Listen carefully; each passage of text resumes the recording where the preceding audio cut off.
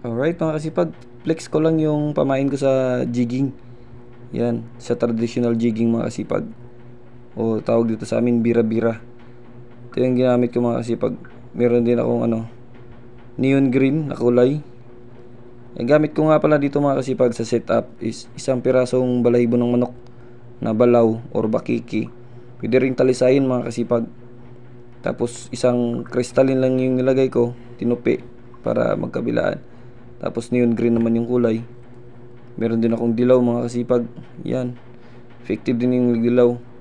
Ito talaga napaka-effective nito sa trevally. Kahit anong klase ng trevally mga kasipag. Sa pumpano yan kumakain kahit anong isda. Kahit nga mga pakul kumakain din ito. Yan. Balaw isang pirasong balahibo. Tapos rentex tsaka crystalline mga kasipag. Yan. Isang piraso lang. Dinubulhoks ko to mga kasipag kasi yung ginamit kong kawil is wala siyang talikoy, yung walang talian na butas, yung walang butas. So yan, nagdouble hook sa nito mga kasipag. Napaka-effective nito mga kasipag.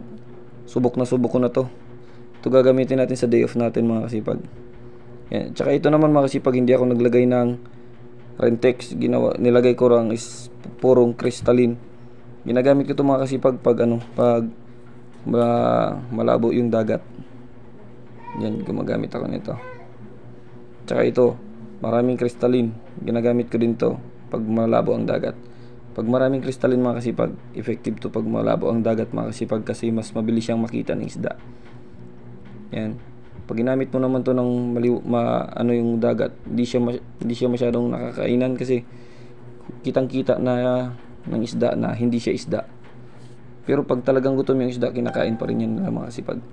Ito naman yung pamain natin, pinaka the best na at saka effective na pamain para sa needlefish. Yan, sida lang ito mga kasipag, wala siyang ginagamit na hooks. So yan, tatali mo lang to sa nylon sa breadline tapos hihilain sa trolling. Yan, ito yung pamain natin. Tagli 5 piso lang yung isang pamain nito. Ito 5 piso ito.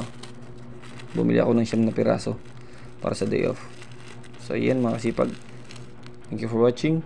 Pa-like, share, and subscribe po.